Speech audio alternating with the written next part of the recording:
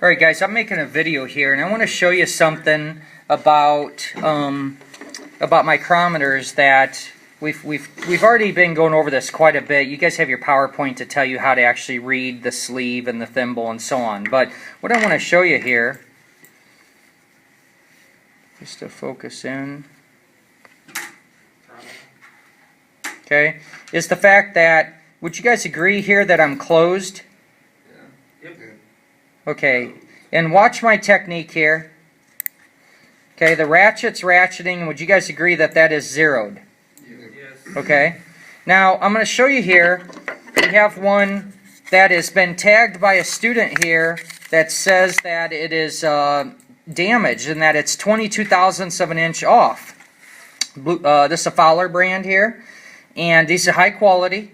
I believe that this is damage from air or something from over tightening, but go ahead. I'm going to go ahead and use it the same exact way. Okay, and it actually looks really close. It's just off a little bit here. How can that be off 22 That's not 22 thousandths. Just let's get through it. I love that you guys are getting curious here. Let me see if I can get this to focus. It's trying to focus on that tag. Okay, you know, would you guys agree that that maybe be a 1/2 thousandth of an inch? Yeah, that'd be like okay, with the ratchet, it's giving me about a 1/2 thousandth. But here's where the difference is. Can you see how the zero does not show at all? Yeah. Okay, I'm going to go back to a good mic that we agreed is zeroed, and look at the difference when this is under the magnifying glass. Do you see how that zero is real visible? Let's see if we can't even do this. Oh, look at that. Problem? Okay, so I'm going to do this as well. I'm going to go ahead and, as we would expect, watch what happens when I bring this to what I believe should be the real zero. So I'm going to go ahead and I'm going to lock this in.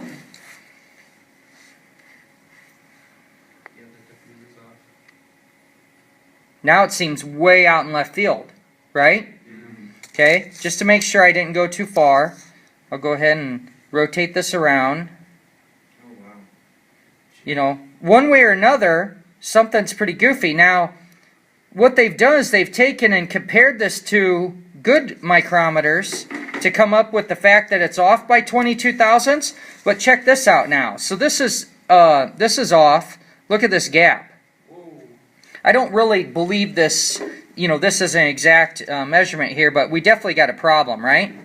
Yeah. Look at the gap these. Now here's what I'm going to show you is possibly a concern that I have on this micrometer is this little hole right here. Let me grab the tool that is used for calibration. So we got this guy that we hook into that, and then we would either move it either direction to zero the micrometer, right? So that's how we zero it in. But just looking at these two, the one thing that I noticed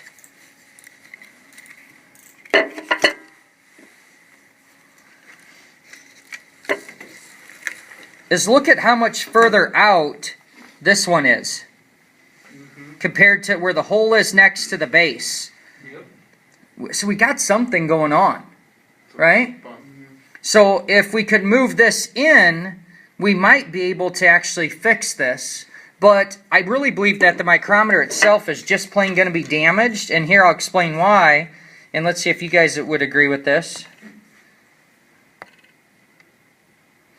Is that no matter what I do, I can't get the sleeve to duplicate some type of zero line that seems to be accurate with a good known micrometer from the starting point.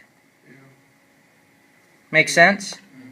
So no matter what I do here,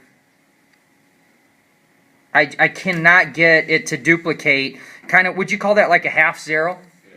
Okay, so another thing we could do is let's just go ahead and go out to, you know, 100 thou. Okay, so at 100 thousandths, would you agree that half of the 1 is showing? Yeah, I think so too. And then we could do the same thing on this micrometer.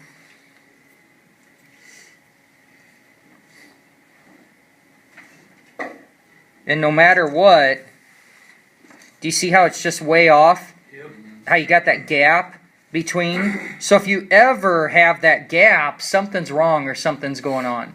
So there's just a quick little way to adjust these. Since this micrometer is pretty violated, I'm going to go ahead and show you how you would adjust. Actually, and I'll just use the good one, because that's trying to focus on that tag there. So this guy here, I'm going to go ahead and screw it up. So I'm going to take it, put it in here, and I'm just going to, I moved it a little bit. Now, do you notice that when I put the tool in, the adjusting tool, the calibration tool, I did not have the micrometer closed. I had it open so that I don't butt the ends up against each other. So I'll go back here, and let's see here.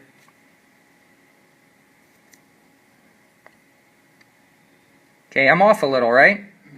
So that means that I'm going to move the sleeve, so I have to think about which direction. Tool here. I have to think about which direction. So what I usually like to do is get my tool inserted and see if I'm going to. Now, if I did it this way, I'm going to actually move it the wrong direction, because I'd move it even further away. So what I need to do is open this up, and I know that I just want to move it a hair.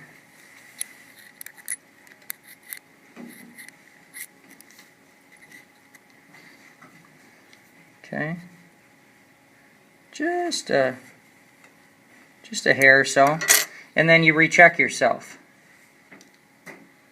Okay, just off just a little bit yet. So I can go back in here.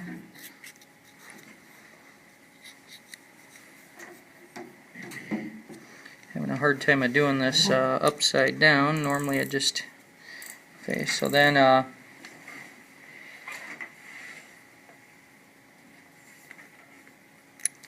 think I might have got it this time. How are we doing? Way better. Yeah. Okay. So that's a calibrated micrometer, and that's how you'd go about it.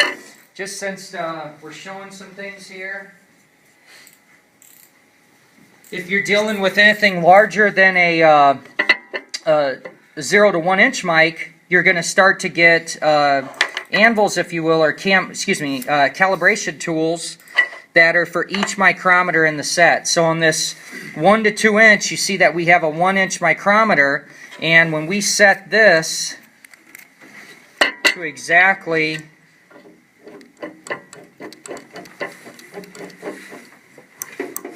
and what you want to do is you heard the ratchet click. Do you see how I could just kind of wiggle this and slide this back and forth? Okay? You can lock that down if you want. And just get that just sliding back and forth.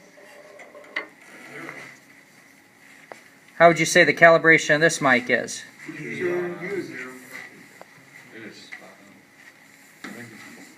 Okay, right there. Do you notice how if you look at the different angles of it, how it could appear to be off?